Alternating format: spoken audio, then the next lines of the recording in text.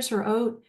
Not ideal. Nearly none of them, in my opinion, were at goal. For the typically with orange markers, these are the mold markers. It's markers 2, 4, 6, 9, 2, 4, 5, 6, 9. And it's all the furans and tricarbolic acid. These are Aspergillus and Fusarium related markers. They actually ideally should be 0. So as clients feel better, it goes all the way to 0. You can see with 9 for Fusarium, it's a Fusarium marker, tribolic. It was like way above the median. And then the SIBO picture is quite pronounced too. That's really common with recurrent UTIs as well as IC. So what, and her oxalates, they weren't bad, for according to Great Plains or Mosaic, they're median. Ideally, what I see is that the green zone is ideally at the quartile mark or quintile mark, the lowest mark. Dr. Shaw, William Shaw, who is the former owner of Great Plains, he would see normals for oxalic acid 21 to be 10 or below. That's what he would normally see for healthy people. So that's kind of the goal, and eventually everyone gets there with the protocols. So here's her neurotransmitters. I think she was able to really withstand a lot, all these years of symptoms, because her adrenals are really good. Look how great these adrenals are. Nearly all the markers are down the median. No red zones, but there's some neuroinflammation. You can see kynurenic and the ratio of quinolinic with 5-HIA is a little off, suboptimal. So here's the way we supported her. She started some fluconazole, which was new to her. Almost immediately, her symptoms got better. She was using a low dose. We did monthly liver testing, and she did do well with it, so we didn't have to switch to itraconazole. Then she was put on a moderate oxalate diet. Again, I'm not a fan of the low oxalate diet because it can cause a lot of the oxalates just to come out too quick. And then I did talk to her about rotating the proteins.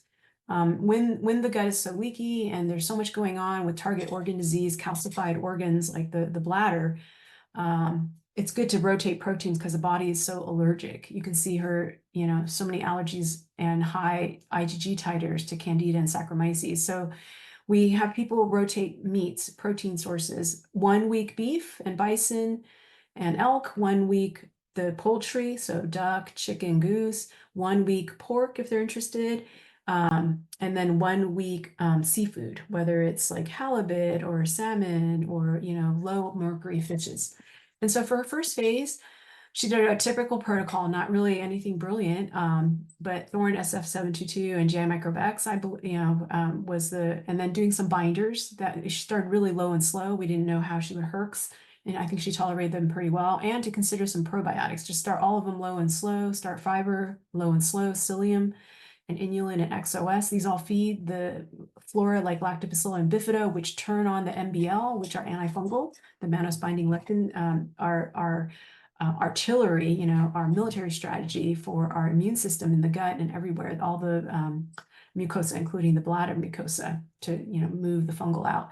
She did this and she felt really a lot better. She didn't need progesterone being so young.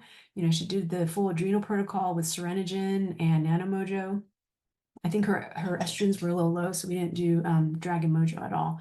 She was already pretty good at exercise, so she implemented that. And then later we switched it up if she was interested. We did a little bit of Candida complex and then moved to Progressive Labs Paradex if she didn't have any flaring of the